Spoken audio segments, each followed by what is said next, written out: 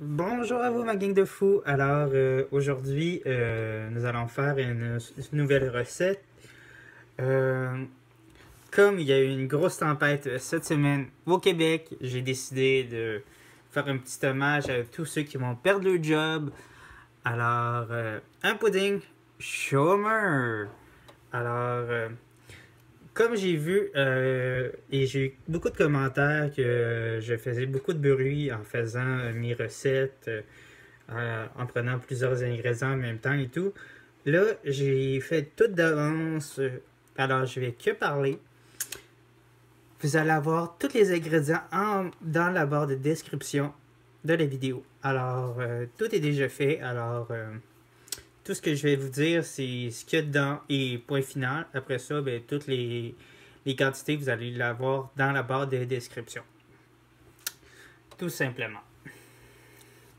Alors, présentement, dans un bol, j'ai mis de la farine, la poudre à pâte, des œufs, de l'eau ou du lait, ou un substitut, vous pouvez mettre du lait de soya ou du lait d'amande ou quoi que ce soit.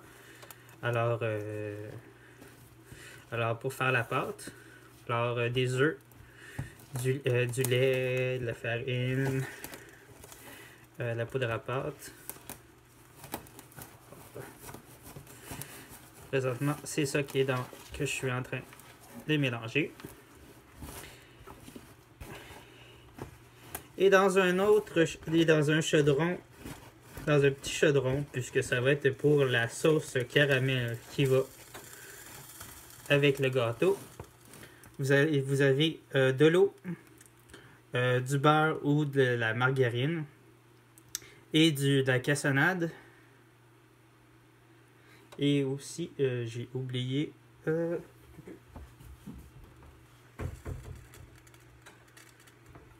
bien sûr le sirop d'érable.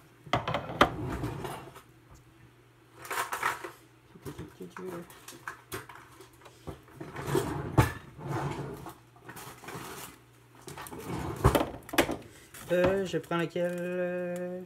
Je vais prendre le foncé. J'en avais acheté deux sortes pour faire une prochaine recette. Des suçons au. Alors, juste donner un petit kick. Alors, ça ici. Ça, je prends celui-là. Voilà, vous allez avoir les quantités du gâteau et du caramel. Bon, lui, il est excellent, le foncé. Alors, pour les Français, ben oui, nous avons plusieurs sortes de sirop d'érable. Du plus pâle au plus foncé. Alors, pour ceux qui suivent Bob le chef, vous allez pouvoir lui demander de vous envoyer, ou même à moi, de vous envoyer des cannes de sirop d'érable de foncé à pâle.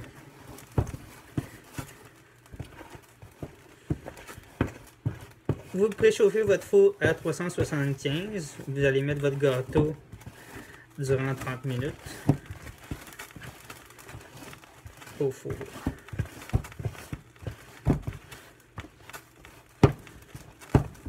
C'est pas un gâteau super compliqué à faire non plus. Un gâteau quand même assez rapide.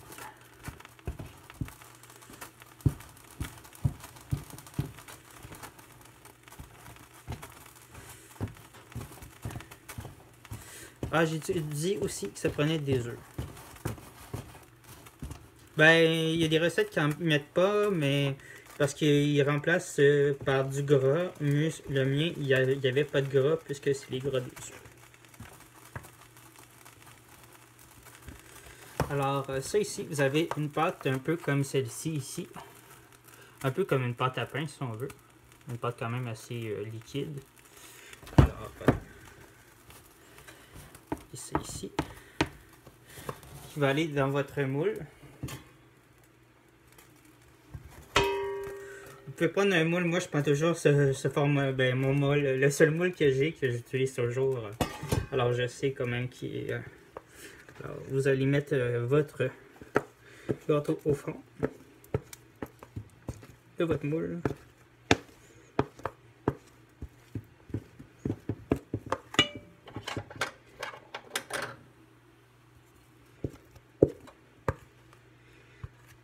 Ça ici.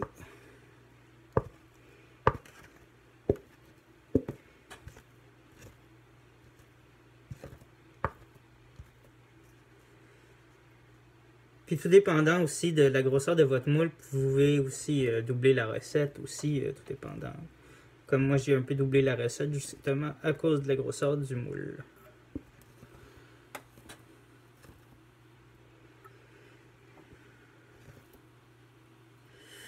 Ça ici.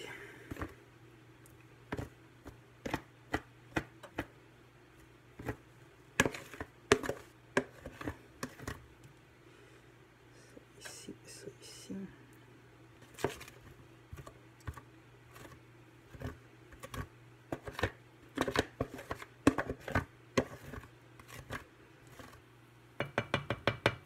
Je vais sortir la langue de chat. Dans mes... la langue de chat.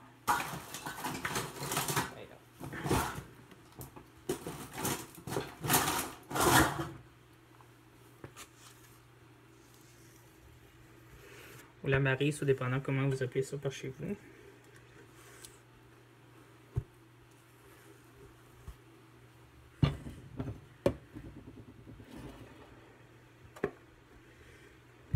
Alors,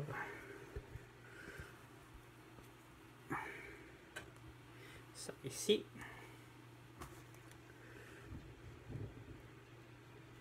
Alors vous l'étendez quand même le plus possible dans le fond, sans le taper vraiment, puisque si vous le tapez, il ne lèvera pas. Ça vous fera pas une belle job non plus à la fin dans votre quand vous allez mettre votre sirop dessus. Alors, faites juste l'égaliser un petit peu sans le taper. Comme ça ici, ça doit pas être pire. Alors, on continue avec le sirop.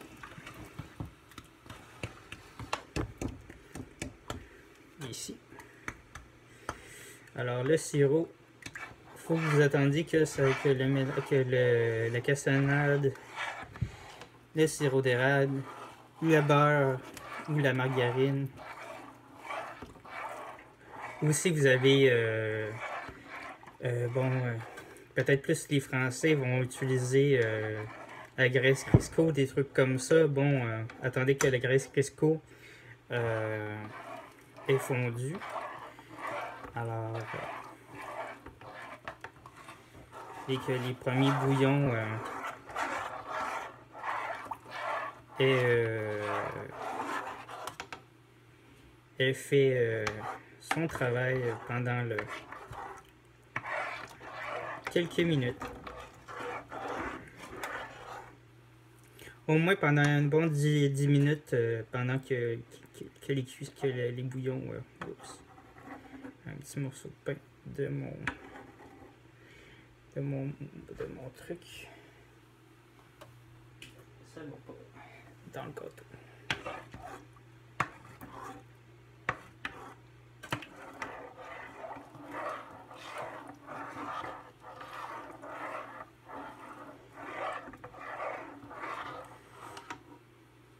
Attends, ben c'est ça, le mélange va s'épaissir un petit peu aussi.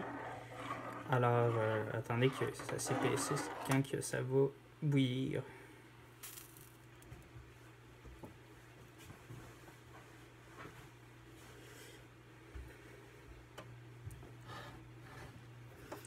Alors,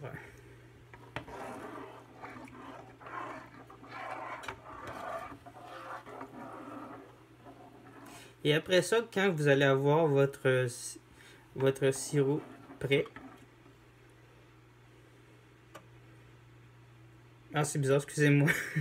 J'ai comme du bacon à côté de moi, plus le sirop d'érable. Ça fait comme le mélange un peu de tout. Alors, c'est un petit peu bizarre. Alors.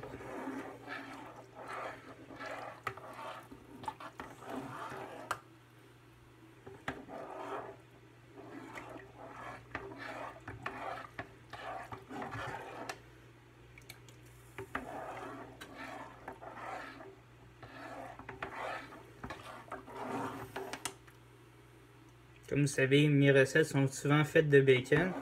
Alors, je me pose la question, est-ce que j'en mets dans mon gâteau pour vous le faire essayer avec du bacon ou pas? Mais vous pouvez le faire avec du bacon si vous voulez. Euh, ou pas, c'est comme vous voulez, puisque c'est une version qui est dans mon livre. C'est sûr que là, je peux le faire avec du bacon pour la recette, puisque c'est pour le livre. Alors, j'aurais pu le mettre dans la préparation, je peux le faire maintenant aussi. Alors, je vais la mettre sur le dessus. Juste en mettre. Vous pouvez mettre dans la préparation si vous voulez, puisque c'est du mini bacon moins gros que celui que je vous avais. Comme je vous avais montré pour la soupe. Alors, vous en mettez juste un petit peu, pas énormément non plus. Juste saupoudrer un petit peu. Mettez un petit peu de bacon. Bacon égale cash, money. Puisque il y en a qui n'en auront pas ben, puisqu'ils n'auront pas de travail. Alors, petit jeu de mots. Alors,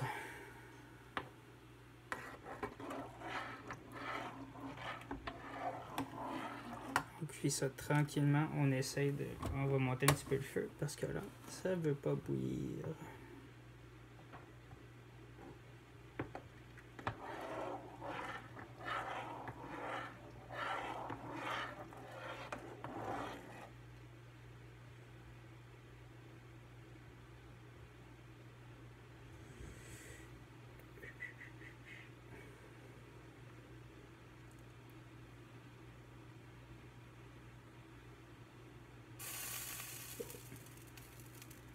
Faites juste bien attention que ça fasse pas de boucan comme là, à cause de ma cuillère et de mon petit chaudron sur un gros rond. Parce que mes gros ronds sont en avant et mes petits ronds sont en arrière, alors c'est moins pratique.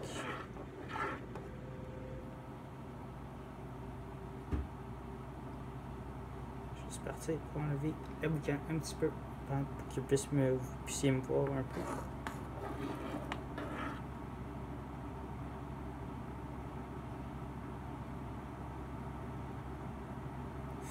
Comme je disais, vous attendez un petit peu que là ça boue pendant quand même là où j'ai remis le feu au maximum que ça puisse bouillir quand même pas mal. Alors, je vais juste la descendre un petit peu pour pas que.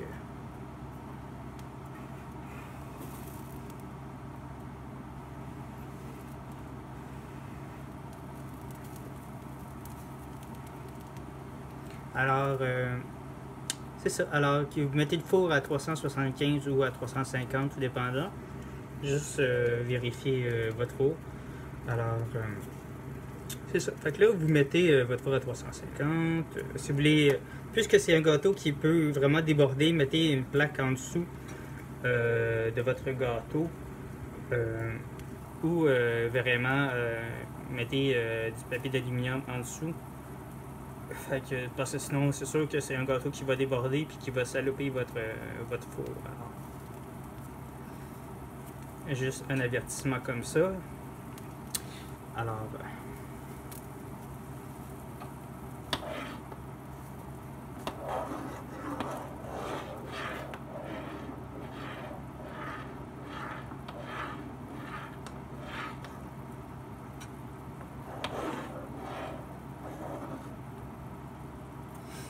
maintenant que ça bouille, on attend quand même une dizaine de minutes. Après les 10 minutes, ben, vous recouvrez votre gâteau du sirop. C'est sûr que là, ça va être bizarre. Fait que là, vous recouvrez ça, puis ça va être liquide. Là. Votre gâteau va être épongé de liquide, fait que c'est normal. Puis en cuisant, mais le gâteau va s'éponger du liquide et ça va être votre gâteau. Alors, c'est ça. Et plus que vous avez fait de liquide, plus qu'il va quand même rester un peu de liquide dans votre mélange à la fin. Et moins que vous avez fait de liquide, et ben de pâte aussi, tout dépendant de la quantité de pâte que vous avez faite, ça va équivaloir aussi. Alors, plus de pâte, moins de liquide, moins de pâte, plus de liquide. Fait que ça dépend un peu de ce que vous avez fait dans vos préparations. Alors, c'est un peu ça.